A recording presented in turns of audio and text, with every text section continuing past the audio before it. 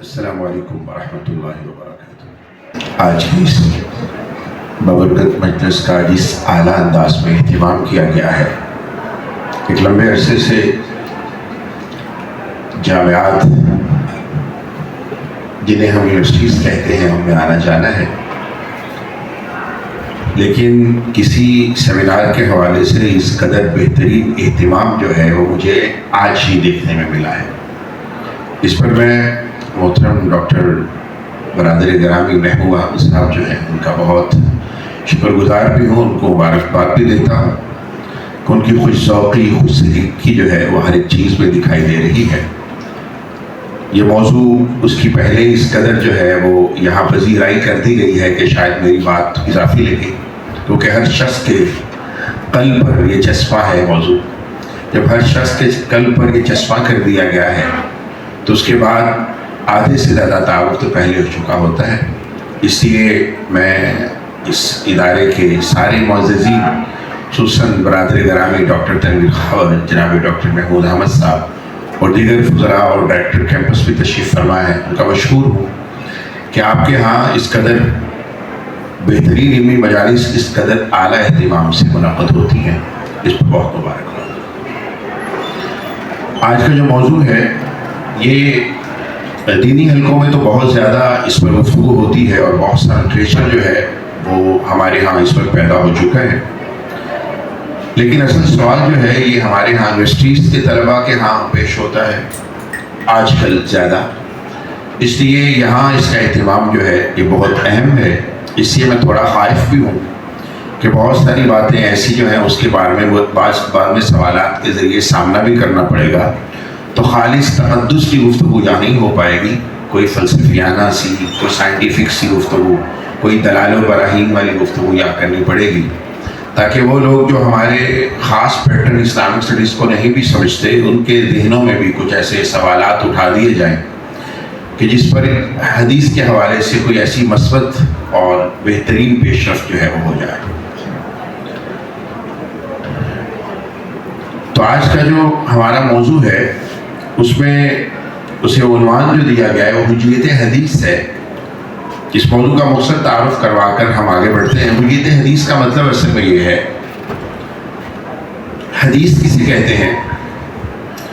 آسان لفظوں میں تھوڑی ماڈرن لینگویج میں بیان کروں تو حدیث اصل میں نبی اکرم صلی اللہ علیہ وآلہ وسلم کی جو زندگی ہے، اس زندگی کا جو منتقل ہونے کا کنٹینر ہے وہ حدیث ہے۔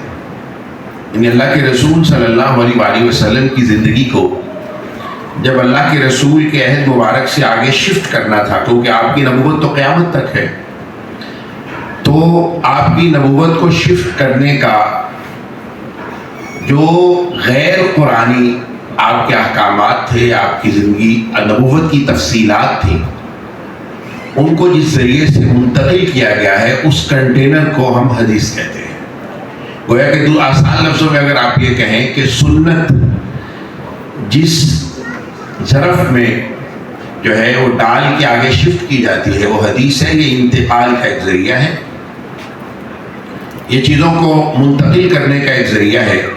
اور نبی اکرم صلی اللہ علیہ وآلہ وسلم کی زندگی کی ساری قد و کاوش جو آپ نے قرآن کریم کی تشریح میں کی، تفسیر میں بیان کی، اس کے محکمات جو ان کی وضاحت میں کی، اس کے مجملات کی تفسیر میں کی، یا اس کے علاوہ مستقلاً آپ نے بہت سارے ایسے حکم دیے کہ جو اس شریعت کا حصہ ہیں ان سب کو سنت سے تعبیر کیا جاتا ہے، اور سنت جس ذریعے سے ہم تک پہنچی ہے اسے حدیث کہا جاتا ہے۔ اس لیے حدیث اور سنت باب مترادف الفاظ ہیں کہ سنت کے ہمارے تک پہنچانے کا جو بنیادی سورس ہے وہ حدیث ہے۔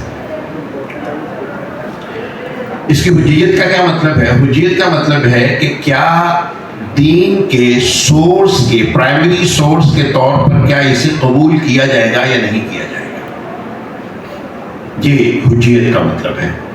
جس طرح کہ ہمارے ہاں عام طور پر مسلمانوں میں اس بارے میں دو رائے نہیں ہے کہ قرآن کریم جو ہے وہ دین اسلام جو ہے اس کو حاصل کرنے کا بنیادی سورس ہے، بنیادی ذریعہ ہے جس سے ہم دین لیں گے۔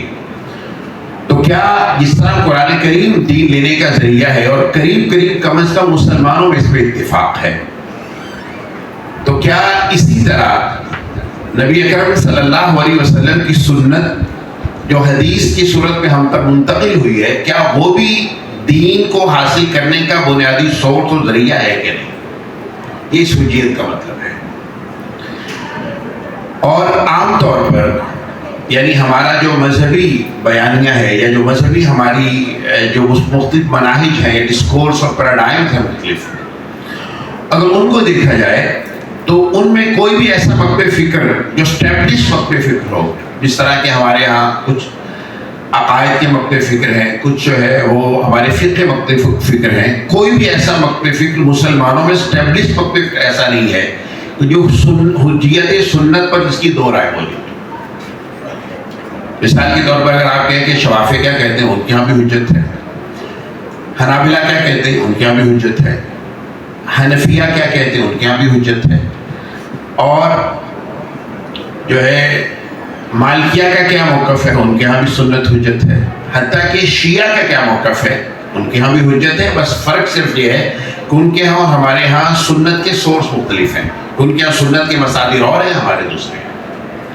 اس لیے اسٹیبلش جتنے بھی اسلامی دنیا میں مکاتب فکر ہیں، ان کے ہاں اس میں اختلاف نہیں ہے۔ اور اس طرح عقائد کے وہ سارے مکاتب فکر جو سنی مکتب فکر کے طور پر جس کو دنیا میں بیان کیا جاتا ہے، اس کے تین بڑے جو ہیں وہ اسکول ہیں، جس میں ایک اشاعرہ کا ہے، ماتریدیہ کا ہے، اور ایک سلفیہ یا حنابلہ کا ہے۔ ان تینوں کے ہاں بھی جو سنی مکتب فکر ہیں، ان تینوں کے ہاں بھی اس میں مطلق کوئی اختلاف نہیں ہے، یعنی یہ میں تاریخی طور پر بات کر رہا ہوں۔ البتہ اسے ہم معتزلہ نے اس بارے میں کچھ سوالات اٹھائے، لیکن انہوں نے بھی سنت کے مطلق انکار کے، سنت کی تفصیلات میں تو گفتگو انہوں نے کی، لیکن سنت کے مطلق انکار کی انہوں نے بات نہیں کی۔ اس لیے ایک بات یعنی جو بہت اہم ہے ہمارے لیے کہ اس مسئلے پر جو گفتگو شروع ہوئی ہے دنیا میں، اور جو بہت زیادہ گفتگو ہوئی ہے، وہ ساری ما بعد استعمار کی گفتگو ہے۔ ما قبل استعمار کہ جب تک ہمارا جتنا بھی تعلیمی نظام ہے وہ ماڈرن ایجوکیشن یا ماڈرن انسٹیٹیوٹس جو ہیں ان میں تبدیل نہیں ہوا یا وہ جدید نہیں ہوا، اس سے پہلے یہ ہمارے ہاں گفتگو کم از کم عام مسلمانوں میں، عام پڑھے لکھوں میں موجود نہیں تھی۔ اس لیے تاریخی طور پر جو ہے ہمیں اس حوالے کو ذہن میں رکھنا چاہیے کہ اس پر ہونے والی جتنی بھی گفتگو ہے جو زیادہ ہو رہی ہے، میں یہ نہیں کہہ رہا کہ اس پر گفتگو نہیں ہوئی، معتزلہ نے کچھ کی ہے، اس کی تفصیلات الگ ہیں، لیکن زیادہ گفتگو جو ہوئی ہے وہ ہوئی ہے اس دور میں کہ جب ہمارے ہاں استعمار آ گیا، استعمار نے ہمیں غالب ہو گیا، اور پھر اس کے بعد اس نے اسلامی جتنے بھی معاشرے تھے دنیا میں جب وہ غالب تھا، اس کے نظام تعلیم کو اس نے ماڈرن نظام تعلیم کے ذریعے بدلنا شروع کر دیا۔ اس کے بعد پھر ہمارے ہاں یہ سوالات زیادہ بڑے پیمانے پر پیدا ہونا شروع ہو گئے۔ اس میں بنیادی مسائل کیا ہیں جو فلسفیانہ سطح پر جو ہیں وہ اٹھائے جا سکتے ہیں؟ اس میں پہلا مسئلہ، جس مسئلے کو یعنی ہم کسی کے سامنے ایڈریس کرنا ضروری ہے، وہ اتھارٹی کا مسئلہ ہے۔ کیا ہم اتھارٹی کے قائل ہیں کہ نہیں ہیں؟ اگر تو ہم اتھارٹی کو مانتے ہیں، اتھارٹی کا مطلب ہوتا ہے کسی فرد کی شخصی حیثیت کو اگر ہم تسلیم کرتے ہیں، تو اس کے تسلیم کرنے کے بعد باقی ساری باتیں اصولی طور پر بے معنی ہو جاتی ہیں۔ اور اگر ہم اتھارٹی کو نہیں مانتے، کسی فرد کی اتھارٹی کو تسلیم نہیں کرتے، تو پھر یہ سارے سوال جنم لیتے ہیں۔ اس لیے ہمارے ہاں سب سے پہلی بات جس کو علمی سطح پر کھڑا کرنے کی ضرورت ہے وہ یہ ہے کہ کیا نبی اکرم صلی اللہ علیہ وسلم کی جو شخصیت ہے، آپ کی جو ذاتی اثر ہے، کیا بطور دین کے شارع کے نبی کے اسٹیبلش ہے کہ نہیں؟ اگر اللہ کے رسول صلی اللہ علیہ وسلم اسٹیبلش ہیں، اور یقیناً مسلمانوں کیا ہیں، تو اس کا مطلب یہ ہے کہ ہم اللہ کے رسول صلی اللہ علیہ وسلم کی اتھارٹی کی بنیاد پر اللہ کے رسول کے دین کو تسلیم کرنے کے پابند ہیں۔ اور اگر ایسا نہیں ہے تو پھر ہمیں سوال سب سے پہلے اتھارٹی پہ اٹھانا چاہیے، نہ کہ ہم اس کے بعد جزوی اور ذیلی مسائل کو ڈسکس کر کے ہم اتھارٹی کے انکار کی طرف بڑھیں۔ اگر نبی اکرم صلی اللہ علیہ وسلم بطور نبی، بطور شارع اور بطور اللہ کا آخری نبی ہمیں قبول ہیں یا ہم انہیں مانتے ہیں، انہیں تسلیم کرتے ہیں، تو اس کے بعد اللہ کے رسول صلی اللہ علیہ وسلم کی ذات کو مختلف حصوں میں بانٹنا یہ علمی سطح پر ایک بہت ہی لغو کام بھی ہے اور ایک تمثل بھی ہے۔ علمی دنیا میں اس کی کوئی حیثیت نہیں ہوتی جب کوئی شخصیت جو ہے وہ اسٹیبل ہو جاتی ہے۔ اس لیے پہلی بات جس پر گفتگو کرنی چاہیے، اگر کوئی آدمی سوال اس پر اٹھائے تو اس پر گفتگو کی جا سکتی ہے، لیکن میرا خیال یہ ہے کہ ہمارے ہاں یہ بات طے شدہ ہے۔ یہ انکار حدیث یا حجت حدیث کی گفتگو کیوں شروع ہوتی ہے؟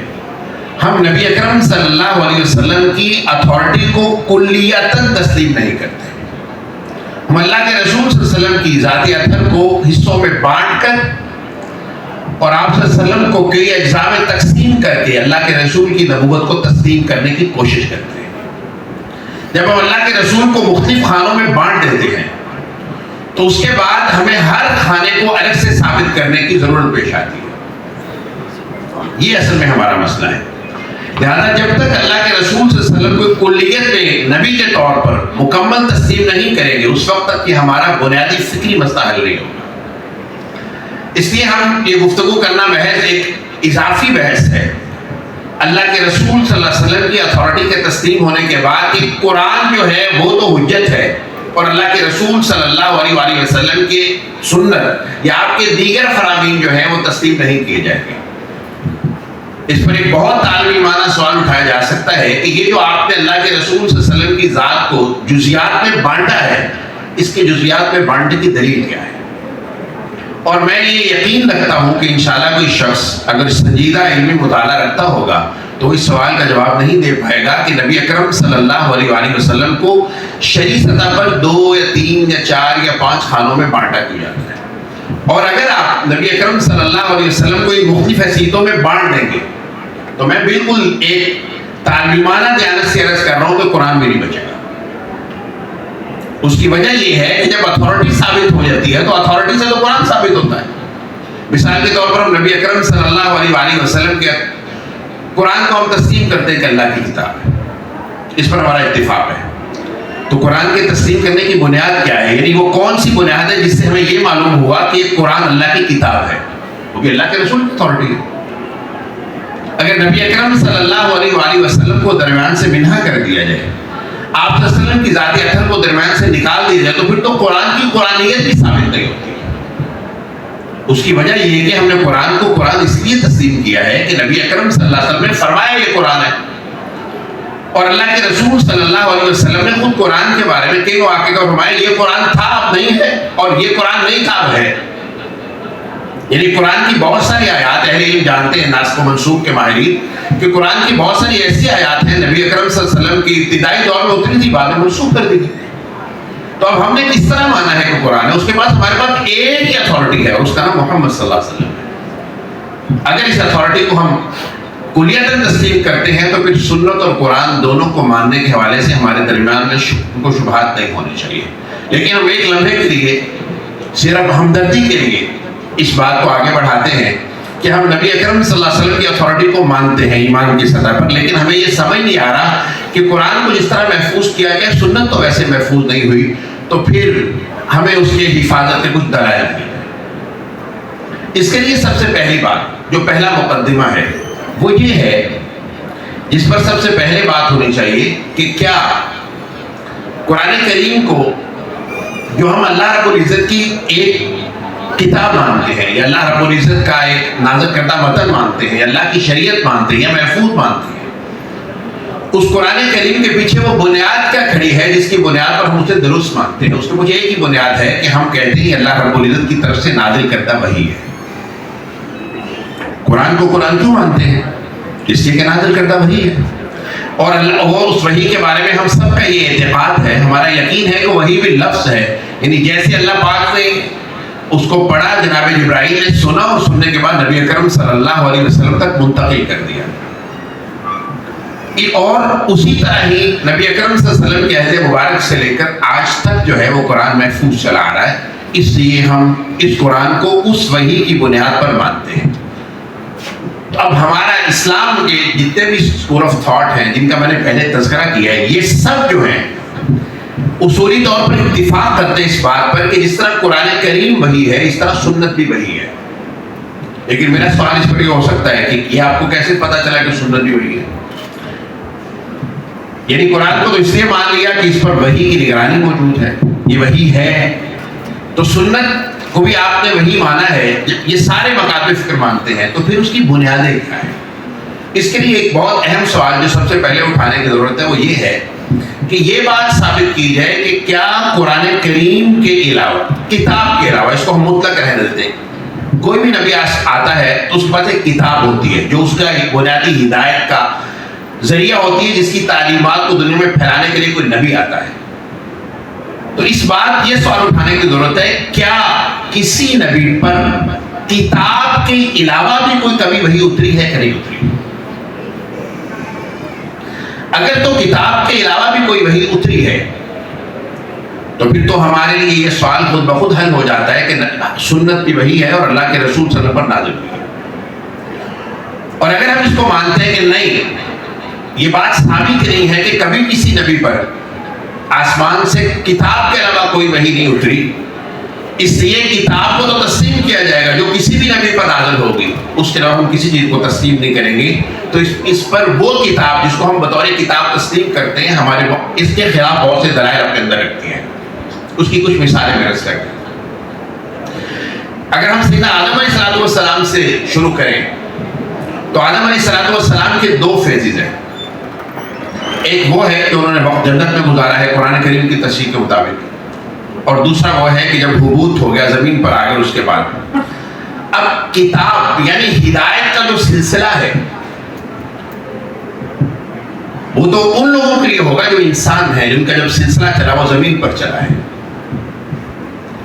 اب اگر اللہ رب العزت آدم علیہ السلام سے صرف اس کتاب کے ذریعے ہی مخاطب ہوئے اور اس کے علاوہ کسی اور ذریعے سے مخاطب نہیں ہوئے، تو وہ ساری تفصیلات جو ہم سب جانتے ہیں، جو ابلیس اور آدم کا مکالمہ ہوا ہے، اور اس کے بعد تعلیم اسماء جو آدم علیہ السلام کو کی گئی ہے، اور جنت سے نکلنے کا جو اندیا دیا گیا ہے، جنت پہ رہنے کے جو آداب بیان کیے گئے آدم علیہ السلام کے سامنے، یہ اللہ پاک نے کس سوچ سے بیان کی ہے؟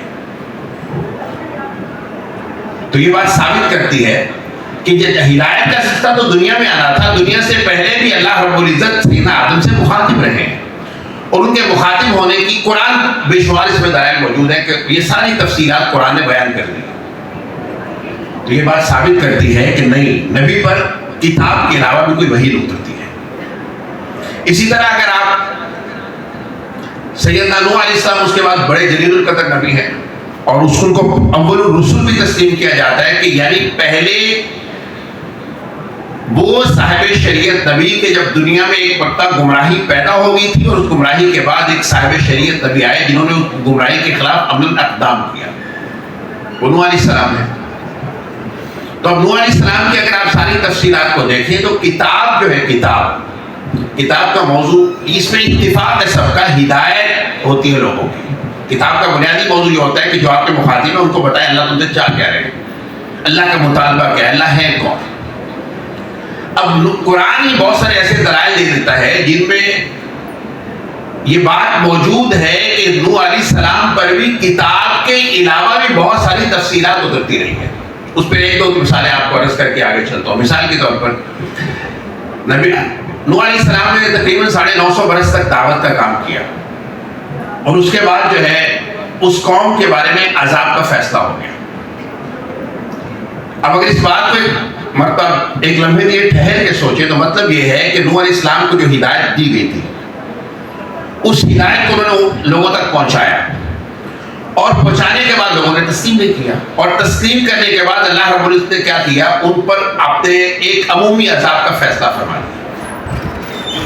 اب یہ کتاب کا سلسلہ تو ختم ہو گیا. کتاب کا سلسلہ کب تک تھا؟ جب تک ہدایت دنیا میں آ رہی تھی. جب ہدایت کا سلسلہ ختم ہو گیا اور ہدایت کے انکار پر وہ پوری قوم کھڑی ہو گئی اور ان کے لیے عذاب کا فیصلہ ہو گیا، تو اس کے بعد اللہ رب العزت کا جناب نوح سے جو مخاطب ہونا ہے اس کا مطلب کیا ہے؟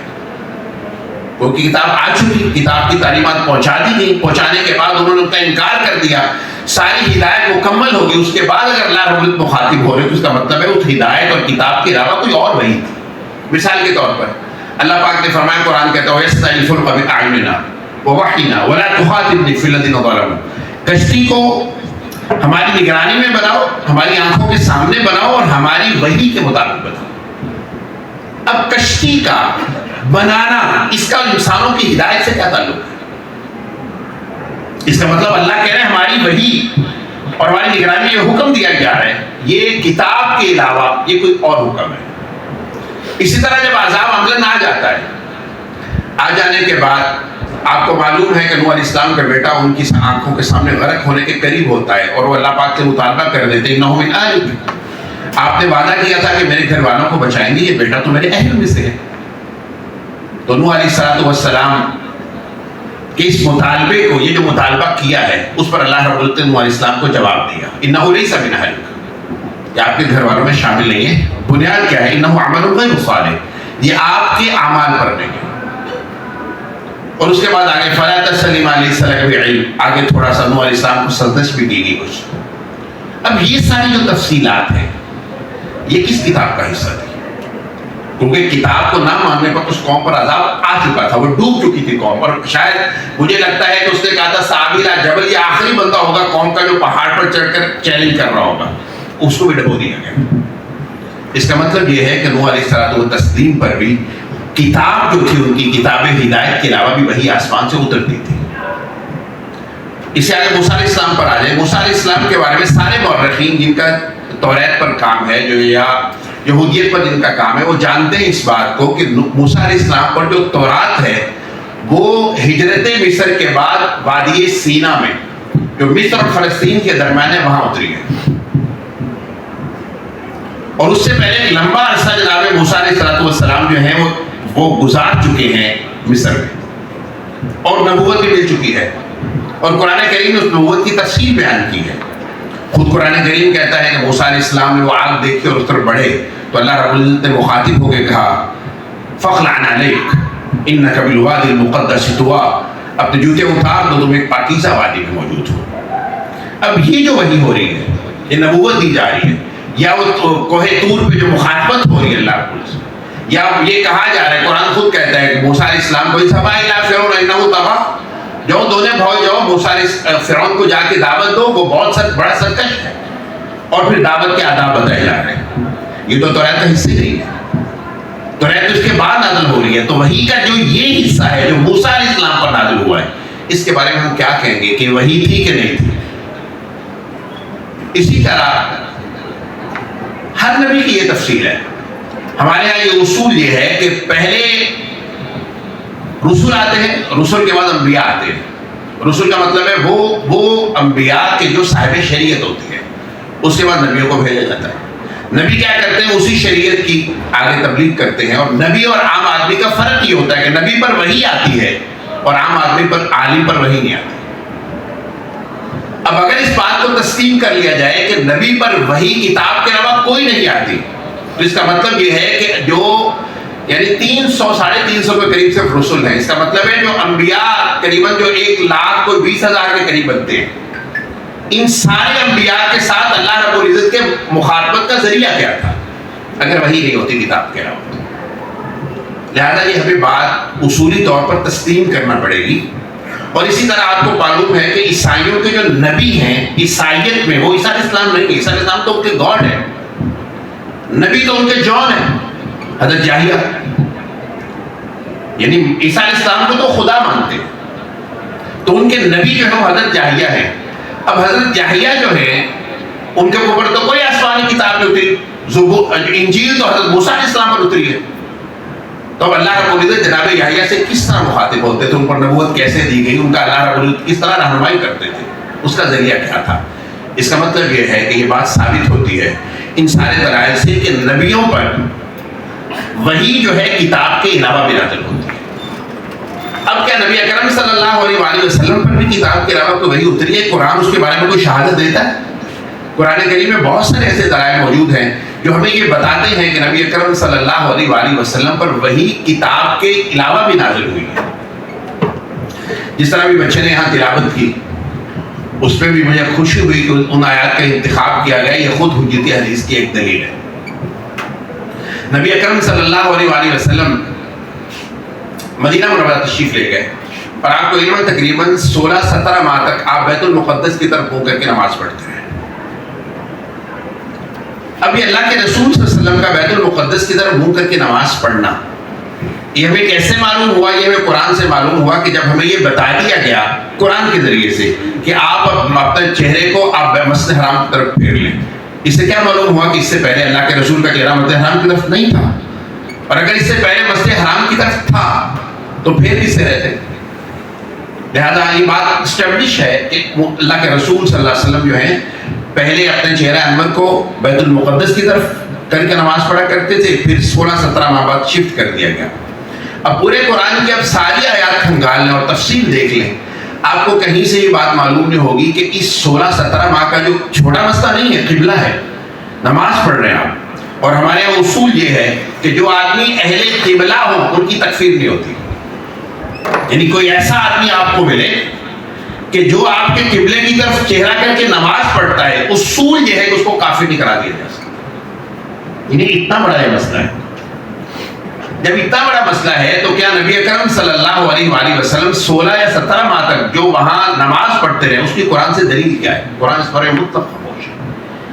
اور اب کیا اللہ کے رسول صلی اللہ علیہ وسلم بغیر وحی کے یہ کام کر رہے تھے؟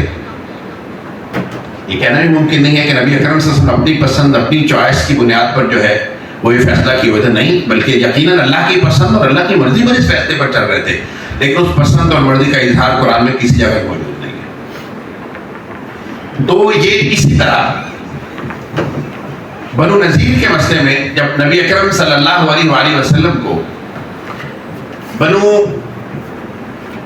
نذیر کے ساتھ آپ کو جنگ کرنے کا حکم دیا گیا، اجازت دی گئی، تو وہاں کچھ خصوصی احکام دیے گئے. وہ خصوصی احکام کیا تھے؟ ان میں ایک خصوصی حکم یہ تھا کہ کیونکہ آپ کو پتہ ہے کہ مسلمانوں کے ہاں جنگ بربادی، ہلاکت، کولیٹرل ڈیمیج کا نام نہیں ہوتا. اس لیے اس وقت بھی ہمارے ہاں ایک بہت بڑا مسئلہ ہے ہمارے ہاں، یعنی اسلامی فرقہ، کہ کیا کوئی ایسا ہتھیار عملاً شرعاً بنانا جائز ہے کہ جس سے کولیٹرل ڈیمیج ہوتا ہو. کیونکہ ہمارے ہاں کولیٹرل ڈیمیج نہیں کیا جا سکتا. ہمارے یہاں تو درخت نہیں کاٹے جا سکتے، ہمارے یہاں تو کھیتیاں نہیں اجاڑی جا سکتی، ہمارے یہاں تو بچوں کو نہیں مارا جا سکتا، خواتین پر نہیں ہاتھ اٹھایا جا سکتا، وہ لوگ جو آپ سے لڑنے نہ ان سے نہیں لڑا جا سکتا، وہ لوگ جو اپنے معبدوں میں بیٹھے، خانقاہوں میں بیٹھے عبادت کر رہے ہیں کسی بھی مذہب کے مطابق، ان سے تعامل نہیں کیا جاتا. یعنی اس حد تک تفصیل ہے. جہاد ایک تقدس کا نام ہے. تو جب یہ تفصیلات ہیں ہمارے جہاد کی، تو اب نبی اکرم صلی اللہ علیہ وآلہ وسلم نے بنو نذیر کی پر جب حملہ کیا تو اس وقت آپ نے وہاں درخت کاٹے. تو اللہ پاک نے قرآن اس کو بیان کیا ہے، ما قطعتم من لینۃ او ترکتموها قائمۃ علی اصولها فباذن اللہ، کہ وہاں جو درخت کاٹے گئے ہیں اور جو درخت اپنی جڑوں پر تنوں پر کھڑے رہے ہیں، یہ ساری چوائس جو تھی یہ اللہ کے حکم سے ہوئی تھی. لیکن قرآن کریم میں ان درختوں کی تفصیل کہیں بھی موجود نہیں ہے کہ اس کو کاٹیں اور اس کو نہ کاٹیں. بس عمومی حکم بعد میں بتا دیا گیا ہے. اسی طرح ایک بہت ہی اہم مسئلہ ہے اور آپ کو ایک عجیب بات آپ امید ہے پتہ چلے گی. نبی اکرم صلی اللہ علیہ وآلہ وسلم نے صلح حدیبیہ کی. صلح حدیبیہ ایک معروف واقعہ ہے اور آپ کو پتہ ہے کہ صلح حدیبیہ ایک ایسا واقعہ ہے کہ جس واقعے میں صرف ایک دانش جو تھی وہ چل رہی تھی، باقی سارے شعور جو تھے اس فیصلے کے خلاف تھے. اس وقت دو شعور کام کر رہے تھے، ایک مسلمان شعور تھا، ایک کافر شعور تھا. کافر شعور یہ سمجھ رہا تھا کہ اللہ کے رسول صلی اللہ علیہ وسلم نے جو ہم نے صلح کی ہے ہم نے آپ کو شکست دے دی ہے. اور مسلمان شعور یعنی مسلمانوں میں صاحب شعور کون ہے؟ حضرت عمر سے بڑا کون صاحب شعور ہو سکتا ہے؟ اور ان کے ہم نے اپنی پوری تاریخ میں ہم نے اس کی مثالیں دیکھی ہیں، قرآن ان کی منشا پر اترتا رہا ہے. تو حضرت عمر جیسا آدمی جو ہے اس کو یہ فیصلہ سمجھ نہیں آ رہا تھا کہ جب ہم حق پر ہیں تو اتنی تکلیف، اتنی ہزیمت، اتنی پریشانی میں صلح کیوں کی جا رہی ہے. اور حتیٰ کہ یہاں تک مسئلہ ہوا کہ اللہ کے رسول صلی اللہ علیہ وسلم نے جب صحابہ کو حکم دیا کہ تمہارے ساتھ جو جانور ہیں ان کو ذبح کر دو، تو کسی صحابی نے اپنے جانور کی گردن پہ چھری نہ چلائی. اللہ کے رسول پریشان ہو گئے کہ پہلا موقع ہوا ہے کہ انہوں نے میرے حکم کو پر عمل نہیں کر رہے. سیدہ کائنات سیدہ ام سلمہ رضی اللہ تعالیٰ عنہ ساتھ ہی کہا اصل میں دکھ میں ہے کہ ہم ہیں جب حق پر تو اتنی ہزیمت سے صلح کرنے کا مطلب کیا ہے. اب انہوں نے کہا کہ آپ ذرا نکلیے اپنے جانور کو ذبح کیجیے، جو آپ کو دیکھیں تو سیر کرنا شروع ہو جائے گا. اللہ کے رسول نکلے، آپ نے اپنی قربانی کی، سارے صحابہ نے اپنی قربانیاں کر لی. اب یہ جو واقعہ ہے، یہ واقعہ نبی اکرم صلی اللہ علیہ وسلم نے اپنی منشا سے کیا، اپنی چاہت اور پسند سے کیا، یا وہی سے کیا گیا تھا؟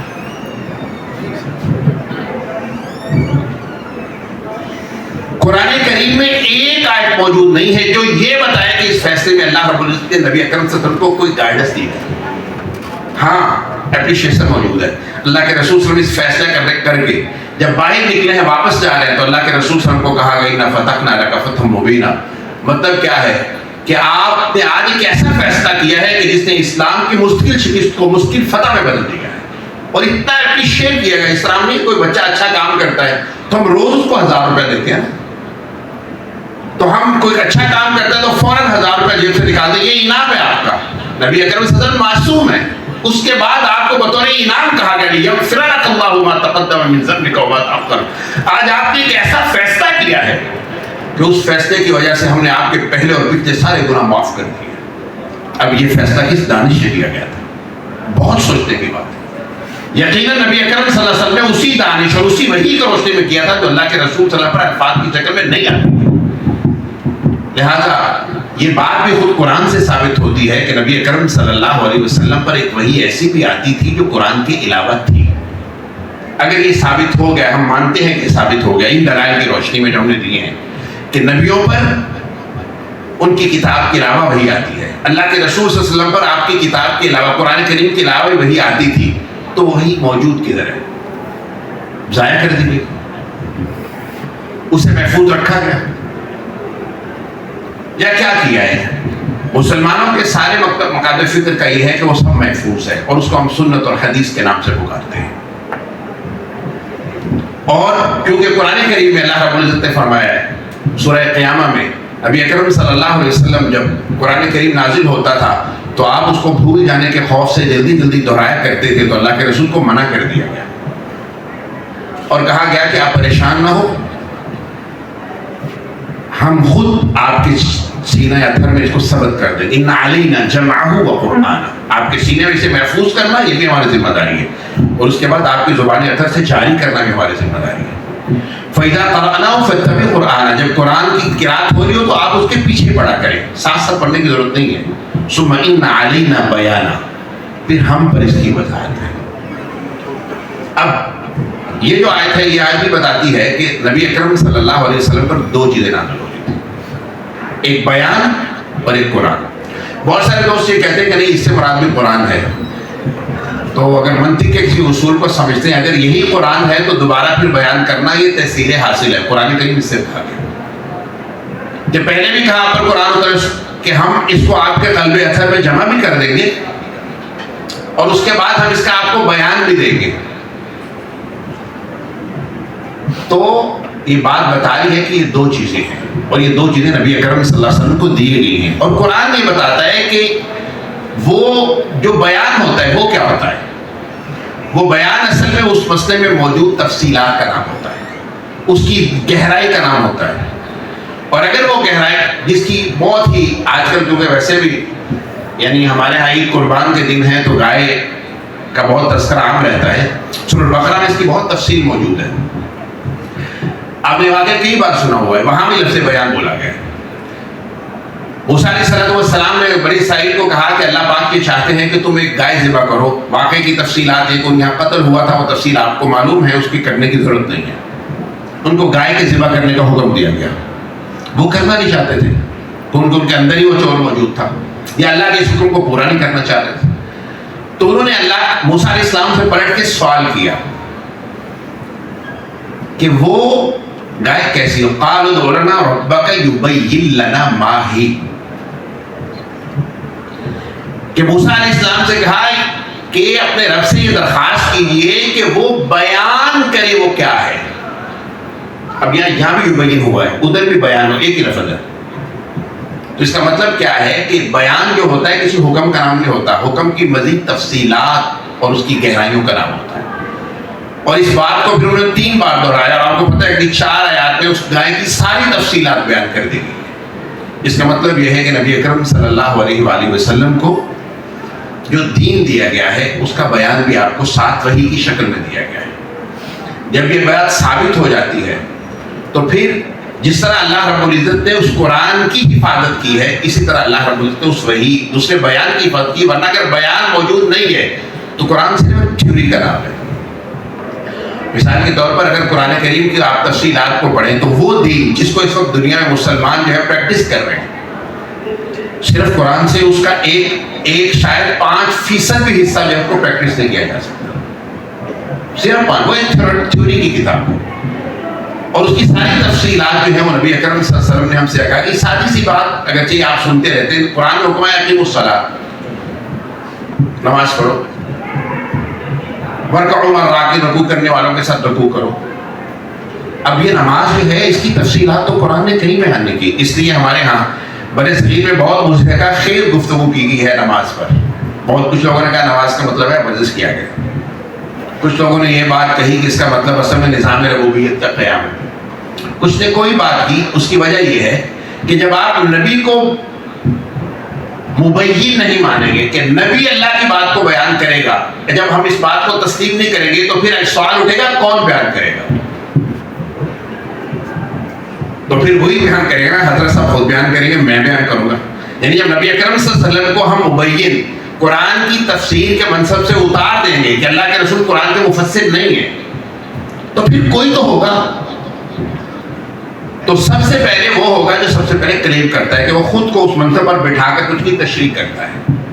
ہم کہتے ہیں کہ نہیں، یہ نبی اکرم صلی اللہ علیہ وسلم کا ہی مسئلہ ہے، یہ اللہ کے رسول کا ہی منصب ہے، یہ اللہ کے رسول صلی اللہ علیہ وسلم کی تفصیلات ہیں کہ اس وحی، کیونکہ قرآن بھی وحی ہے، اس کا بیان بھی وحی ہے. اس میں کوئی بھی چیز ایسی نہیں ہے جو نبی اکرم صلی اللہ علیہ وسلم نے خالصتاً، آپ صلی اللہ علیہ وسلم نے اپنی پسند اور ناپسند کی بنیاد پر کی ہو، جس میں قرآن کی اور وحی کی روشنی موجود نہ ہو. کوئی ایسی بات نہیں، ورنہ تو شریعت بنتی نہیں ہے. شریعت ہے اس بات کا نام، شریعت نام ہے اللہ کی منشا اور مرضی کو جاننے کا. اور اللہ کی منشا اور مرضی جاننے کے 2 ذریعے ہیں. جس طرح کہ یہ نبی اکرم صلی اللہ علیہ وسلم کے ساتھ کوئی خصوصیت نہیں ہے، یہ سارے انبیاء کے ساتھ یہی رہا کہ ان کے ساتھ کتاب بھی آتی ہے، کتاب کی تفصیلات بھی آتی ہیں، جس طرح کہ ہم نے وضاحت کی. دوسرا سوال جو ہمارے ہاں بہت اہم ہے اور اس سوال پر بہت زیادہ گفتگو کی جاتی ہے، وہ یہ ہے کہ اگر یہ واقعتاً اس کی وہی حیثیت تھی اس بیان کی جو قرآن کریم کی حیثیت تھی، تو پھر نبی اکرم صلی اللہ علیہ وسلم نے اس کے لکھنے کا اہتمام کیوں نہیں کیا؟ یہ بہت سادہ سوال ہم پر بھیجا. یہ سوال اصل میں ایک بہت بڑے مغالطے کا بیان ہے. یہ سوال ہمارے یہاں سب سے پہلے مستشرقین نے اٹھایا ہے، اور ہمارے ہاں جن لوگوں نے اس سوال کو اٹھایا ہے انہوں نے انہی کا چربا کیا ہوا سوال آگے سوچے سمجھے بغیر جو ہے اس کو آگے پیش کر دیا. ہم نے، میرا پی ایچ ڈی اسی موضوع پر ہے کہ یہ جو بات کہی گئی ہے، ہم نے تو اس سوال کو ہی چیلنج کر دیا. سوال کو اس طرح چیلنج کیا ہے کہ آپ کی اس بات کا مطلب یہ ہے کہ محفوظ چیز وہ ہوتی ہے جو مکتوب ہو. اس سوال کا مطلب یہ ہے نا جی. سوال کا جب آپ نے کہا کہ نبی اکرم صلی اللہ علیہ وسلم نے قرآن کریم کو لکھوایا ہے، سنت کو لکھوایا کیوں نہیں جس طرح قرآن کا اہتمام کیا؟ اگر یہ بھی دین کا حصہ ہوتا تو اللہ کے رسول لکھواتے. ایک بہت اہم سوال ہے. اب اس میں 2 مطلب ہیں کہ میں آپ کو اس کے لکھوانے کے دلائل دوں. ایک تو یہ بات ہے بہت سارے لوگ دیتے بھی ہیں. ایک یہ ہے کہ یہ سوال اٹھایا جائے کہ یہ بات کیسے ثابت ہوگی ہے کہ لکھا ہوا محفوظ ہوتا ہے، اس کے علاوہ کسی چیز کو محفوظ کرنے کا کوئی اور ذریعہ نہیں ہوتا. یہ بات کہاں سے آتی ہے؟ یہ بہت بنیادی سوال ہے. اس لیے ہم اس کے بھی دلائل دے سکتے ہیں کہ لکھا ہوا تھا کہ نہیں، لیکن ہم اس سوال کو ہی چیلنج کرتے ہیں کہ یہ بات ثابت کی جائے کہ لکھا ہوا محفوظ ہوتا ہے. آج کل یونیورسٹی پہ رہنے والے لوگ جو P H D M Phil کے تھیسس دیکھتے ہیں، ان کو تو اس بات کا بہت سراسر سے پتا ہوگا نا کہ لکھا ہوا کتنا محفوظ ہوتا ہے. یعنی ہمارے ہاں تھیسس یا آرٹیکلس میگزین میں آتے ہیں, ہمیں اندازہ ہے کہ اس میں پیور کتنا ہوتا ہے لکھی ہوئی. یعنی گویا کہ آپ یہ کلیم کر رہے ہیں کہ محفوظ چیز لکھی ہوئی ہے. اس وقت تو دنیا نے یہ بات ثابت کر دی ہے کہ لکھا کوئی محفوظ نہیں ہوتا. یہ تو آج کا دن عملاً اسٹیبلش ہو چکا ہے. اس لیے یہ سوال کہ لکھا ہوا ہی محفوظ ہوتا ہے, ہمارا نقطہ نظر کیا ہے یہ ذرا سن لیں. یعنی مذہبی نقطہ نظر, یہ میرا نہیں, یہ سارے مذاہب کا ہی ہے. ہمارے مذاہب کا نقطہ نظر یہ ہے کہ دین جو ہے وہ زبانی اورل شفٹ ہوتا ہے, اس کے شفٹ ہونے کا طریقہ کتابت نہیں ہے. دین کے شفٹ ہونے کا طریقہ کتابت موحد ہوتی ہے. یہ بالکل اسی طرح ہوتا ہے کہ آپ کسی بندے کو بھیجتے ہیں کسی جگہ اپنا پیغام دے کر, تو ساتھ جو ہے کیسے پتہ چلے گا آپ کا بندہ ہے؟ آپ اس کو نا اپنی کوئی گھڑی دے دیتے ہیں کہ گھڑی میری دکھا دیں کہ میں آپ کے پاس آئے. ہمارے ہاں کتابت جو ہے اس کی صرف یہ حیثیت ہے کہ لکھا ہوا محفوظ ہوتا ہے کہ نہیں. اس کی وجہ یہ ہے کہ اس امت کی خوبی ہی یہ ہے, یعنی اس امت کا باقی تمام امتوں سے امتیاز یہ ہے, اناجیلہم فی صدورہم, کہ ان کی آسمانی کتابیں وہ کسی پریس کی محتاج نہیں ہیں, ان کی آسمانی کتابیں ان کے دلوں میں محفوظ ہیں. اس لیے دین اورلی شفٹ ہوا ہے, اور صرف یہ دین نہیں, آسمان دنیا کا ہر دین جو ہے وہ زبانی طور پر شفٹ ہوتا ہے. قرآن بھی زبانی شفٹ ہوا ہے. اس کی وجہ یہ ہے کہ اگر اس وقت کیونکہ انٹرنیٹ کی وجہ سے اور دنیا میں گلوبل ولیج بننے کی وجہ سے بہت کچھ ایسی چیزیں دنیا کے دور دراز علاقوں میں پڑی تھی ہمارے سامنے آ گئی ہیں. اگر آپ اس مصحف کو آپ نے دیکھا ہے, قرآن کریم کو اس نسخے کو دیکھا ہے جس کی کاپیاں حضرت عثمان رضی اللہ تعالیٰ عنہ کے نسخے کے طور پر دنیا میں موجود ہے, تو دنیا کا کون شخص ہے جو اس نسخے کی قرأت کر سکتا ہے؟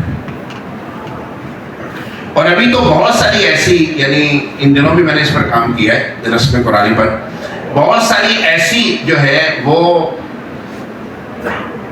تحقیقات آ گئی ہیں, بہت سارے ایسی الواح اور نقوش جو ہیں وہ سعودی عرب اور ان علاقوں سے میسر آ گئے جو نبی اکرم صلی اللہ علیہ وسلم کے دور کے پتھروں پر دیگر چیزوں پر لکھے ہوئے ہیں, جس پہ اس دور کی لکھائیاں موجود ہیں. بہت ساری چیزیں ایسی آ گئی, ان میں سے کوئی بھی کتابت کا طرز ایسا نہیں ہے جس کو کوئی بھی شخص ڈائریکٹ پڑھ سکے.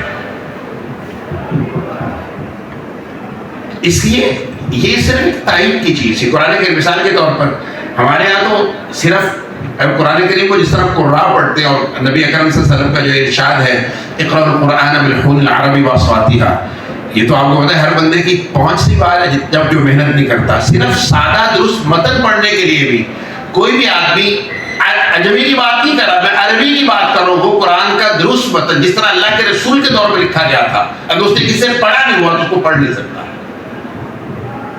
تو پھر محفوظ کیسے کیا گیا؟ اس کو اور نہیں محفوظ کیا گیا. اور آج بھی اور نہیں, آج بھی ہمارے یہاں اصل اس کی حفاظت کا ذریعہ کیا ہے کہ وہ کتاب ہمارے سینوں میں محفوظ ہے, اور ہم اس کو کیا کرتے ہیں, اب اس کے رسم سے لکھے ہوئے سے تائید دیتے ہیں اس بات. اس لیے یہ مستشرقین نے جو سوال اٹھایا ہے کہ لکھا ہوا محفوظ ہوتا ہے, اگر ہم اس کو مان لیں, ہمارے بہت سارے دوست کہتے ہیں نہیں اس کو مان لینا چاہیے. اس کو ماننے کا مطلب پتہ ہے کیا ہے؟ شریعت کا 90% حصہ اڑ جاتا ہے اگر اس کو تسلیم کر لیں. ہم نہیں کوئی مذہب ہی مان لیں. اس وقت ماڈرنٹی اور مذہب کا بنیادی اختلاف یہ ہے کہ مذہب اتھارٹی کو کلیم کرتا ہے, پرسنالٹی کو, اور ماڈرنٹی جو ہے کسی اتھارٹی کو نہیں مانتی.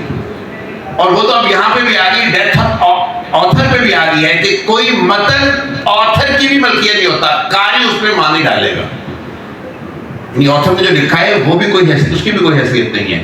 متن قاری کی ملکیت ہوتی ہے, پڑھنے والے کی ملکیت ہوتی ہے. متن جو ہے وہ لکھنے والے کی ملکیت نہیں ہے کہ وہ کیا کہنا چاہ رہا ہے. متن یہ ہوتا ہے کہ جو پڑھ رہے وہ اسے انڈرسٹینڈ کیا کر رہا ہے. تو اس وقت ہمارا جو موجودہ تہذیب کھڑی ہے جس نے یہ سارے سوال اٹھائے ہیں, اس سے ہمارا مکالمہ جو ہو رہا ہے وہ اس پر ہو رہا ہے کہ وہ کہہ رہے ہیں کہ انسان کو ریٹن پر شفٹ ہونا چاہیے. ہم کہتے ہیں نہیں, مذہب ریٹن پر شفٹ نہیں ہو سکتا, مذہب اورل پڑھ سکتا ہے. اور یہ مذہب کا مسئلہ نہیں ہے, یہ دنیا کی ہر تہذیب کا مسئلہ ہے. آپ نے کبھی دیکھا ہر چیز اورل شفٹ ہوتی ہے. مثال کے طور پر ہم کسی نوجوان کو دیکھیں اور وہ اپنے گھر میں اپنے ڈیرے میں وہ اپنے مہمانوں کی آؤ بھگت کر رہا ہو اور کوئی بزرگ آئے تو بزرگ اگر اس کے والدین کو اس کے دادا کو اس کی نسل کو جانتا ہوگا تو وہ دیکھتے ہی کہہ دے گا کہ یہ آدمی جس طرح آؤ بھگت کرتا ہے اس کا والد بھی ایسے کرتا تھا، اس کا دادا بھی ایسے کرتا تھا، اس کا پردادا بھی ایسے کرتا تھا۔ اس کا مطلب کیا ہے؟ ہم تہذیب اورلی سیکھتے ہیں، ہم اقدار اورلی سیکھتے ہیں، فرد سے سیکھتا ہے، شخص سے سیکھتا ہے۔ اور آج کل اس گوشت پوشت کے نرم و نازک انسان کو مشینوں سے باندھ کر کہا جا رہا ہے کہ اخلاق سیکھو، یہ بیچارہ کیسے سیکھے گا؟ اس لیے یہ جو پہلی بات کہی گئی ہے کہ عورت لکھا ہوا جو ہوتا ہے محفوظ ہوتا ہے اور جو زبانی ہوتا ہے محفوظ نہیں ہوتا، یہ بات خود اس کا ثابت کرنا ہی ممکن نہیں، لہٰذا ہم اس مقدمے کو تسلیم نہیں کرتے ہیں۔ اگر ایک لمحے کے لیے تسلیم بھی کر لیں تو اس کے بہت سارے لوگ دلیل دیتے ہیں۔ اب دلیل کیسے بنے گی؟ اس کے لیے ایک دلیل ہے، اس کو سمجھ لیں، باقی دلیلیں جو لوگ دیتے ہیں وہ دلیلیں ہیں نہیں۔ وہ یہ ہے کہ ڈاکٹر حمید اللہ رحمہ اللہ تعالیٰ کی ایک کتاب ہے صحیفہ حمام ابن منبہ، یہ انہوں نے ابھی ریسرچ یعنی یہ آپ کی پچھلی 20ویں صدی میں اس کو ریسرچ کر کے چھاپا ہے اور اسلامی تاریخ میں موجود نہیں تھا۔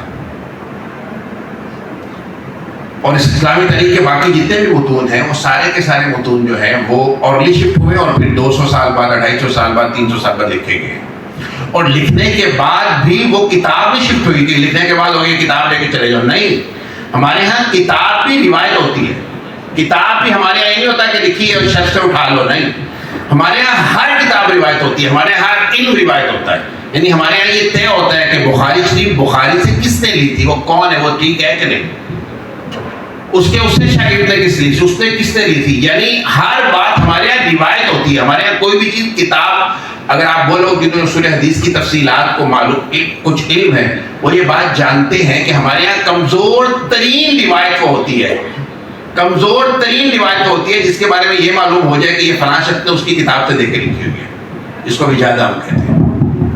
ہمارے یہاں سب سے مضبوط روایت یہ ہوتی ہے جس میں کوئی آدمی یہ کہے کہ میں نے اس کو کہتے ہوئے سنا یا میں نے اس کے سامنے کہا اور اس نے سنا، یہ ہمارے یہاں مضبوط ترین روایت یہ ہے۔ جب ہمارے یہاں مضبوط روایت یہ ہوتی ہے تو پھر ہمارے یہاں تو ریٹرن کی کوئی ویلیو نہیں ہے، ویلیو میں اس معیت ہے ہمارے یہاں، اصل اس پر ہمارا دین نہیں کھڑا ہوا۔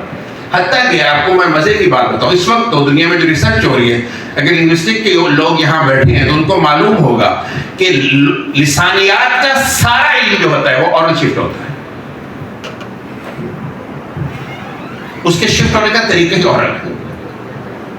اور اسی طرح ہمارا ہر علم، فقہ، لغت، ہر چیز وہ سب اورل شفٹ ہوئی ہے، اس کی ہمارے پاس اسناد موجود ہیں، اور اللہ کے رسول سے کے دور سے لے کر آج تک کی سب موجود ہے۔ اگر آپ کسی جگہ کسی جامعہ میں جائیں، اگر آپ کو موقع ملے بخاری شریف کے اختتام پر، تو وہاں جائیں، وہاں لڑکا جو بیٹھتا ہے وہ اپنے سے لے کر محمد صلی اللہ علیہ وسلم تک، نبی صلی اللہ علیہ وسلم تک اس حدیث کی پوری سند بیان کرتا ہے کہ میرا یہ تعلق ہے 14 صدی ہو گئی۔ تو اس کی ہمارا بنیادی مقدمہ یہ ہے کہ دین اورلی شفٹ ہوا ہے۔ تو میں عرض کر رہا تھا کہ ہم مان بھی لیں کہ بھی لکھا ہوا بھی چلو کوئی دلیل ہوتی ہے، معیت کے طور پر بات کرو، ہمارا اصلی مقدمہ یہ نہیں ہے کہ دین اور لکھ کے شفٹ ہوتا ہے۔ تو صحیفہ حمام منبہ 2300 حدیث کا ایک مجموعہ ہے، اور یہ اس کو یہ یعنی تاریخ میں لکھا گیا پہلی صدی ہجری میں، اور لکھے جانے کے بعد یہ دنیا میں موجود نہیں تھا۔ پہلی دفعہ 20ویں صدی میں ڈاکٹر حمید اللہ صاحب نے اس کی تحقیق کی ہے، پیرس میں ان کو مل گیا تحقیق کرنے کو، اس کو چھاپا، اس میں بیان ہونے والی ساری روایات جو دیگر مجموعہ ہے حدیث میں بیان ہوئی تھی، ان سے کوئی بھی روایت مختلف نہیں تھی۔ اس بات کی دلیل ہے کہ ہمارے ہاں جو بھی اورل شفٹ ہوا ہے وہ اورل درست شفٹ ہوا ہے، یعنی 14 صدیوں کے بعد آپ ایک کتاب کو نکال رہے ہیں جو پہلی صدی میں لکھی جا رہی ہے، اور وہ کتاب غائب ہے، اور اس کے بعد آپ ٹیلی کر رہے ہیں کہ اس کتاب میں جو کچھ لکھا گیا باقی ساری کتابوں میں جو لکھا گیا اس کے موافق ہے کہ نہیں ہے، اور دنیا کے سارے اہل علم نے ثابت کیا ہے کہ جو وہاں لکھا گیا وہی اس میں لکھا گیا، لہذا ریٹن طور پر بھی دلیل اتنی بڑی موجود ہے کہ ہمارا سارا ذخیرہ جو ہے وہ محفوظ رہا ہے۔ اس لیے جب یہ بات ہمارے ہاں یہ بات ثابت ہو جاتی ہے تو پھر ہم سنت کو وہی بھی مانتے ہیں، اور وہی ماننے کے بعد ہم اس کو قرآن کا بیان بھی مانتے ہیں، اور ہم اسے محفوظ بھی تسلیم کرتے ہیں. اور وہ ساری بنیادیں، ایک اور دو بنیادیں بھی ہیں، اس پر بھی بات اگر کر لی جائے تو ٹھیک ہی ہے، لیکن میرا خیال شاید اب وقت بھی ہوا چاہتا ہے، کافی سارا وقت ہو گیا. ایک بنیاد چھوٹی سی کریں. ایک بات بہت ہی عام کی جاتی ہے کہ جو حدیث ہے، حدیث کے دو حصے ہوتے ہیں. ایک ہوتی ہے متواتر روایت، یہ آپ نے لفظ سنا ہوگا، یہ معروف سی ٹرم ہے. اور ایک ہوتی ہے خبر احاد. متواتر روایت اسے کہتے ہیں کہ جس روایت کے انتقال کا جو ذریعہ ہے وہ اتنا سٹرونگ ہے کہ اس سے حاصل ہونے والا جو علم ہے وہ 100% یقینی ہوتا ہے. اور یہ ہمارے یہاں نہیں ہے، یعنی یہ سارے ہی جو علم کے شعبے سارے متواتر کو حجت مانتے ہیں کہ متواتر سے حاصل ہونے والا علم جو ہوتا ہے یقینی ہوتا ہے. دوسری ہوتی ہے خبر احاد. خبر احاد کا مطلب یہ ہے کہ اس کے نقل کرنے والے وہ اتنے زیادہ نہ ہوں کہ آپ کو ان کثرت کی بنیاد پر جو یقین حاصل ہوتا ہے اس سے کم درجے کا ہو. اس کو ہم خبر احاد کہتے ہیں، جس کے 2 راوی ہوتے ہیں کسی طبقے میں، یا 1 ہو جاتا ہے یا 3 ہو جاتے ہیں، یہ ہمارے یہاں خبر احاد ہے. اس کے بارے میں بعض لوگ کہتے ہیں کہ خبر احاد کے بارے میں خود آپ ہی یہ بات کہتے ہیں کہ اس سے تو یقین کا علم حاصل نہیں ہوتا. جب یقین کا علم حاصل نہیں ہوتا تو پھر ہم بطور شریعت اس کو پریکٹس کیوں کریں؟ یہ بہت بڑا سوال ہے. تو اس کے بارے میں ہم یہ کہتے ہیں کہ اصل میں جب ہم یقین کے مقابلے میں ظن غالب یا ظن کی بات کرتے ہیں ضع کے ساتھ، تو اس کا مطلب اصل میں یہ نہیں ہوتا کہ اس سے مراد کوئی گری پڑی یا عام چھوڑی ہوئی بات ہوتی ہے. یہ ہم اصطلاح بیان کر رہے ہوتے ہیں. اس سے مراد یعنی وہ نہیں ہے جس کو ہم اردو میں کہتے ہیں ظن و تخمین. یہ وہ والا ظن و تخمین نہیں ہے. جب ہم لفظ ظن بیان کرتے ہیں تو ظن جو ہے وہ علم نقل میں اور علم منطق میں یہ اصطلاح کا نام ہے، جس کا مطلب یہ ہوتا ہے کہ کسی بھی چیز کے ثبوت کے کئی درجے ہوتے ہیں. ایک درجہ ایسا ہوتا ہے جس درجے کو دنیا کا کوئی شخص جھٹلا نہیں سکتا، اس کو ہم کہتے ہیں یقین کا درجہ. یہ متواتر سے ہو سکتا ہے. ایک یہ ہوتا ہے کہ اس سے تھوڑا سا کم درجے کا ہوتا ہے، اس کو ہم ظن غالب کہہ دیتے ہیں یا ظن کہہ دیتے ہیں. اب اگر آپ اس بات کو ہم تسلیم کریں کہ کیونکہ آپ نے کہا ہے کہ یقین کے درجے سے نیچے کی روایت ہوتی ہے، خبر احاد سے جو علم حاصل ہوتا ہے، تو پھر ہم اسے کیوں مانیں؟ اگر اسی اصول کو ہم جنرلائز کر دیں تو کائنات کا کوئی نظام چل نہیں سکتا. اسی کو آپ جنرلائز کر دیں. مثال کے طور پر ہمارے ہاں جو ہمارے کورٹس میں فیصلے ہوتے ہیں، اس پر سزائیں ہوتی ہیں. اس میں جو گواہان پیش کیے جاتے ہیں ان کی تعداد کتنی ہوتی ہے؟ یہ میکسیمم گواہ جو ہوں گے کہ جس کے بغیر اس شخص کو سزا دی جاتی ان کی تعداد کتنی ہوتی ہے؟ 16 15 100 200 کتنی ہوتی ہے؟ 1 یا 2. اب یہ بتائیں کہ یہ جج نے جو 2 گواہوں کے کہنے پر فیصلہ کیا ہے، یہ فیصلہ درست ہوا ہے کہ غلط ہوا ہے؟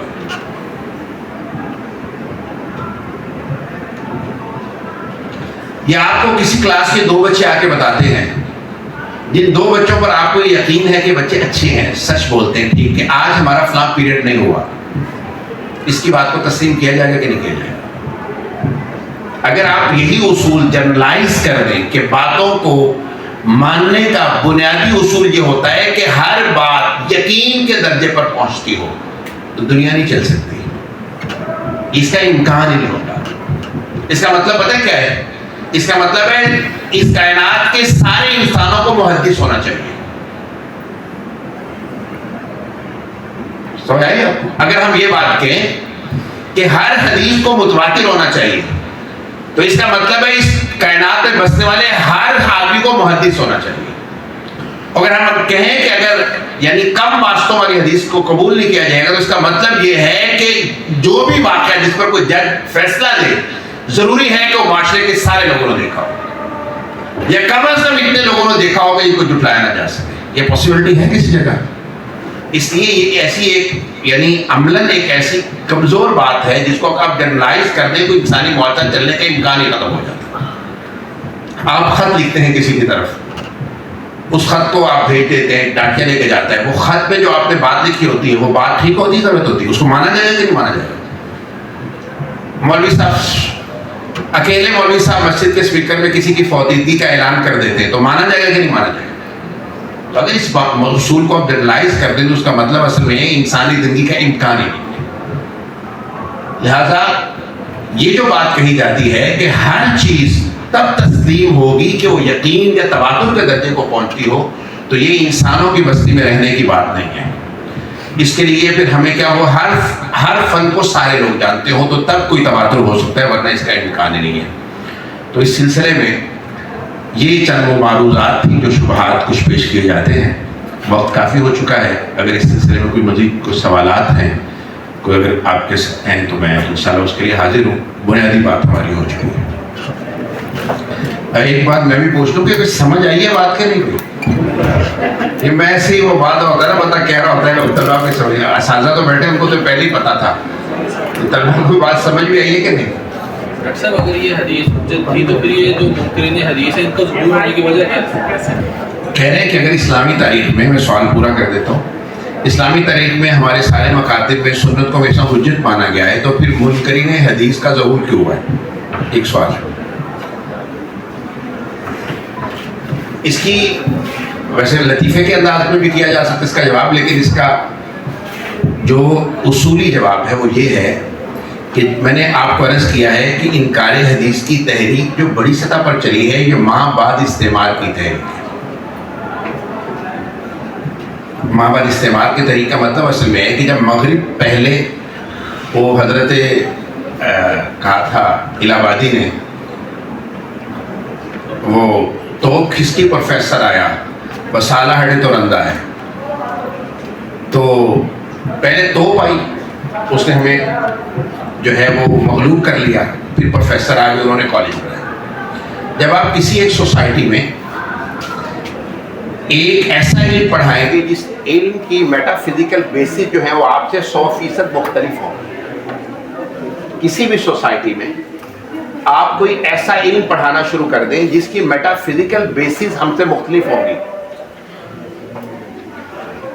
تو اس علم کو اگر کوئی آدمی جو جس کا تاریخی تعلق کسی دوسرے عقیدے سے ہے یا کسی دوسری میٹا فزکس سے ہے, جب وہ دوسری میٹا فزکس کو پڑھے گا تو یقیناً اس سے متاثر اور مرعوب ہوگا, اس کے ذہن میں سوال جنم لیں گے. تو ہمارے ہاں یہ سوال اصل میں فلسفہ پڑھنے سے اور سائنس کی سائنٹسزم سے متاثر ہونے کی وجہ سے کچھ پیدا ہو گئے. اس لیے اس کی وجہ یہ ہے کہ اس دور میں, یعنی ایک چھوٹی سی بات درمیان میں, اس دور کا علمی فیشن ہے خدا کا یا مذہب کا انکار کرنا. اگر آپ نے ایک ویڈیو دیکھی ہو تو یہ بعض بچے نا ایکسپیریمنٹ کرتے ہیں مغرب کی کسی یونیورسٹی کا, کوئی مسئلہ مغرب کی کسی بھی یونیورسٹی کا ایکسپیریمنٹ کرتے ہیں, وہاں سے اسٹوڈنٹ جو پھر رہتے سے پوچھتے ہیں کہ آپ خدا کو مانتے ہیں کہ نہیں مانتے. آپ نے ویڈیو دیکھی ہوگی, بعض بچے کرتے ہیں مغرب کی یونیورسٹی, آپ خدا کو مانتے ہو؟ آپ کو 90% لوگ یہ کہیں گے نہیں مانتے. اب آپ یہ بتائیں کہ وہ 90% لوگ اتنے ذہین ہیں کہ انہوں نے فلسفیانہ بنیادوں پر اس بات کو پرکھ لیا ہے کہ خدا نہیں ہے. یہ تو کانٹ بھی اس فیصلے پر نہیں پہنچ پایا. یہ کیا ہے, آج کل فیشن ان ہے, ایک بات. دوسری وجہ یہ ہے کہ جب آپ سائنس کو بطور واحد دلیل کے قبول کر لیتے ہیں, سائنس سے مراد ہماری وہ دلیل ہے جو سائنسی طریقہ کار سے آتی ہے, جب آپ سائنس کو بطور اس دلیل کے واحد یقینی دلیل کے قبول کر لیتے ہیں تو اس کے بعد مذہب جو ہے وہ آپ کے پیراڈائم میں باقی نہیں رہتا. اس کی وجہ یہ ہے کہ مذہب سائنس آبزرویشن پہ کھڑی ہے, مشاہدے پہ. جو دکھتا ہے, دیکھنے کے 16-17 ذرائع ہیں, جو دکھتا ہے وہی موجود ہے. مذہب میں جن چیزوں کو مان کر آپ صاحب دین ہوتے ہیں یا صاحب عقیدے ہوتے ہیں ان میں کوئی چیز بھی دکھتی نہیں ہے. اس لیے جب آپ کسی بچے کو اس کی مذہبی تربیت کے بغیر یہ چیزیں پڑھا دیں گے, اور پڑھائیں بھی پھر وہ لوگ کہ جو ہمارے ہاں پہلی لہر کو تو انگریزوں نے پڑھایا ہے, وہاں سے لوگ آئے انہوں نے پڑھایا, تو تو وہ پڑھائیں تو آپ سوچ سکتے ہیں کہ سامنے بیٹھنے والے اسٹوڈنٹ کو کس طرح اکھاڑ پچھاڑ کے پھینک دیں گے. تو یہ ہمارے ساتھ مسئلہ ہوا ہے کہ جب ہم نے اپنی مذہبی، میں نے ایک ڈاکٹر سے پوچھا، ایک بچہ لاہور تھا، وہ کے میں قانون پڑھ رہا ہے، میں نے پوچھا ڈاکٹر ہو؟ کہتے ہاں. میں نے کہا روح کو مانتے ہو؟ کہنے لگا جی مانتا ہوں. میں نے کہا میں بطور ڈاکٹر پوچھ رہا ہوں روح کو مانتے ہو؟ کہتے نہیں مانتا. میں نے کہا ویسے تم مانتے ہو؟ کہتے ہاں مانتا ہوں. میں نے کہا آپ کے پاس کیا دلیل ہے کہ آپ مانتے ہو؟ وہ کہنے لگا وہ جو ہم نے بچپن میں اپنے گھر سے سنا ہوا ہے کہ روح ہے. اب مجھے یہ بتائیں کہ ایک آدمی نے 16 سال میڈیسن پڑھی ہے اور میڈیسن میں اس نے یہ پڑھ لیا ہے کہ روح نہیں ہے اور روزانہ یہ پڑھتا ہے کہ روح نہیں ہے. یہ اس کے گھر والی وہ جو مولوی صاحب کا نورانی قاعدہ اور اس پر نازا قرآن کب تک ساتھ چلے گا؟ تو اصل مسئلہ یہ ہوا ہے کہ ہم نے ماڈرن سائنسز کی طرف یا جدید علم کی طرف اپنی قوم کی تربیت کیے بغیر بھیجا ہے. اس نتیجے میں ان کے ذہن میں اتنے شبہات پیدا ہو گئے ہیں کہ الامان والحفیظ. اور یہ کوئی ایسا نہیں ہے کہ انہوں نے بہت بڑے دلائل سے کسی چیز کو حاصل کیا. یہ فیشن ہے، بعض دفعہ یہ بھی فیشن ہو جاتا ہے نا، تو آج کل کا فیشن ہے. تو اس لیے یہ وجوہات ہیں جس کی وجہ سے حدیث کے حوالے سے، قرآن کے حوالے سے، اب تو یہ ہمارے ہاں یہ مسئلہ ختم ہو گیا انکار حدیث کا، جزوی مسئلہ رہ گیا. اب تو انکار مذہب اس وقت ان ہے، انکار خدا کا مسئلہ ہے ہمیں. یعنی حدیث تو ایک بہت جزوی سی بات ہے نا دین میں ایک اندر.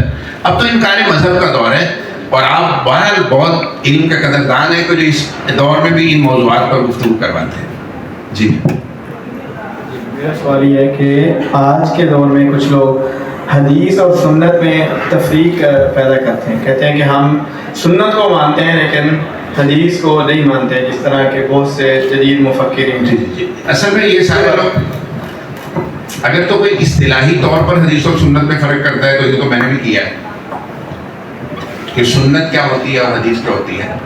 لیکن ہمارے ہاں کچھ اہل علم ایسے ہیں کہ جنہوں نے حدیث سنت کو مان کر حدیث کا انکار کیا ہے.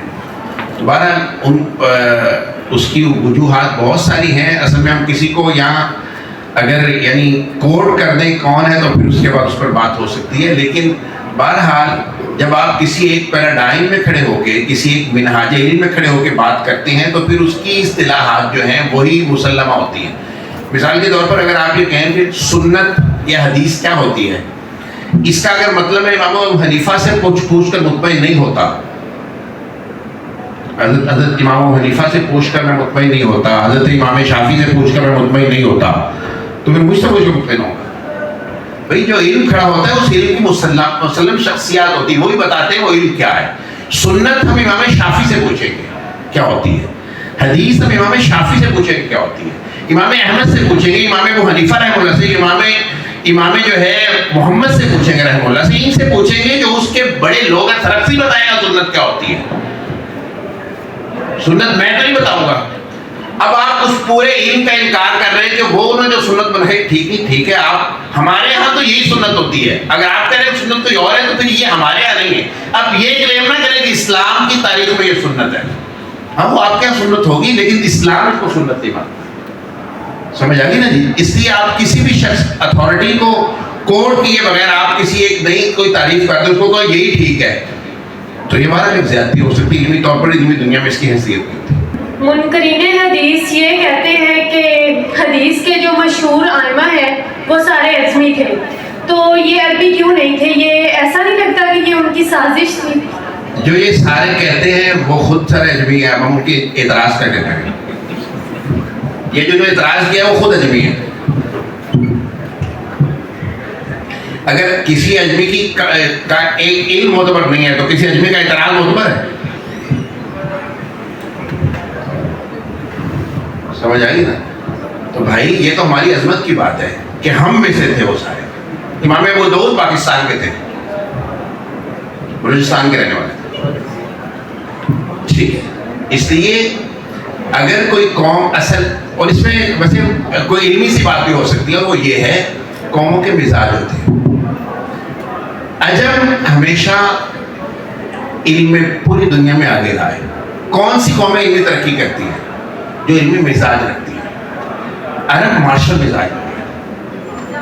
اس لیے اگر محمد صلی اللہ علیہ وسلم پاکستان جیسے یا ایران جیسے علاقے میں آتے تو وہ فتوحات نہ ہوتی جو عربوں نے کر لی تھی 100 سال میں آدھی دنیا پتہ کر لی. عرب اور تو عملی قوم ہے, ہم علمی لوگ ہیں سارے. ہم بیٹھتے ہیں پھر اس پر کام کرتے ہیں, اور یہ جتنا بھی علم ہے, ہاں یہ ہماری عظمت کی بات ہے کہ جو میدانی علاقوں میں لوگ رہتے ہیں, جہاں زندگی کے وسائل کی فراوانی ہوتی ہے, وہاں علم زیادہ ترقی کرتا ہے. ٹھیک ہے, اور جہاں زندگی کے لالے پڑے رہتے ہیں نا, وہاں علم ترقی نہیں کرتا, وہاں تو انسان لوگ اس کا روٹی پوری کرتا ہے. کیا ہم صحابہ اکرام کو سائڈ پہ کر کے قرآن اور حدیث کو سمجھ سکتے ہیں؟ جیسا کہ آج کل سوشل میڈیا کا دور ہے, تو انہی چیزوں کو لے کے بہت ساری گمراہیاں یا بہت ساری بدزنی پھیلائی جاتی ہے, تو اس کے بارے میں جی یہ جو بات ہے یہ بہت اہم ہے, اور اس دور کا یہ زندہ مسئلہ ہے. میں نے شروع میں جو بات سب سے پہلے جہاں سے شروع کی تھی, وہ میں نے کی تھی اتھارٹی کی بات. اصل مسئلہ دین میں اتھارٹی کو ماننے یا نہ ماننے کا ہے. تو نبی اکرم صلی اللہ علیہ وآلہ وسلم کے بھی مسئلہ اصل میں اتھارٹی کو تسلیم کرنے کا ہے. اگر محمد صلی اللہ علیہ وسلم خود ثابت ہو جاتے ہیں, اسٹیبلش ہو جاتے ہیں, تو پھر آپ سے آنے والی ہر چیز ثابت ہے. بالکل اسی طرح ہمارے ہاں دین کتاب کی شکل میں نہیں آیا, محمد کریم کی شکل میں آیا. اس لیے محمد کریم صلی اللہ علیہ وسلم نے کتاب لے کے آئے ہیں, لیکن کتاب کے ساتھ آپ نے ہمیشہ فرق کو بھیجا ہے. اس لیے اگر آپ اس فرق کو درمیان میں منہا کر دیں گے تو پھر کتاب ایک تھیوری رہ جائے گی. کتاب تھیوری نہیں ہوتی, کتاب ایک امت اور ایک اتھارٹی کا نام ہے. اس لیے ہم ان سب لوگوں کو, یہ میری بات نہیں ہے, بعض لوگ جو ہے نا کسی طرح متاثر ہو گئے,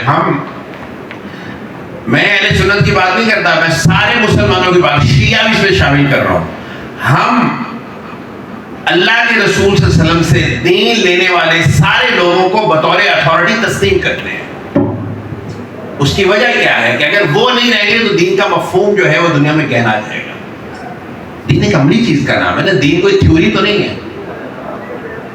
ٹھیک ہے, تو وہ عمل کیا تھا وہ ہمیں صحابہ نے بتایا, اس کے بعد آگے منتقل ہوا. اس لیے ہمارے ہاں یعنی اگر آج کو آدمی یہ بات کرے کہ ایک حدیث کا یہ مطلب ہے, اور درمیان میں حضرت امام حنیفہ کو جو ہے وہ بائی پاس کر دے, امام شافعی کو بائی پاس کر دے, امام احمد کو بائی پاس کر دے, ہمارے یہاں یہ بدعت ہوتا ہے.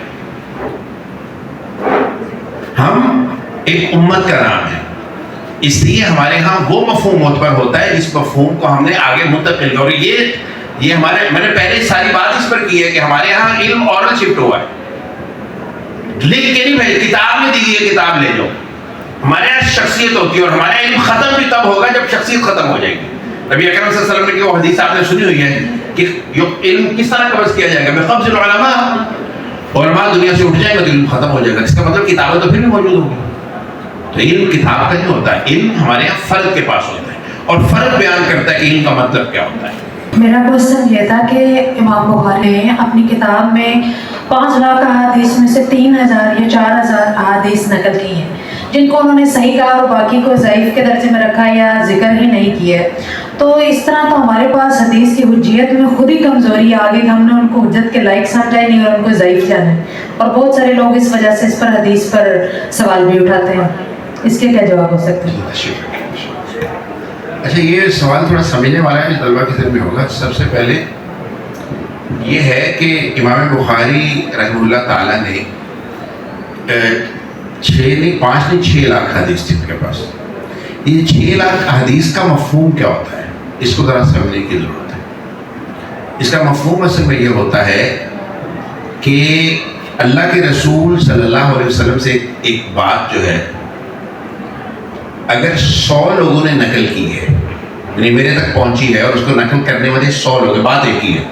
مثال کے طور پر ایک معروف روایت ہے, علیکم بسنتی و سنت الخلفاء الراشدین المہدیین عضوا علیہا بالنواجذ.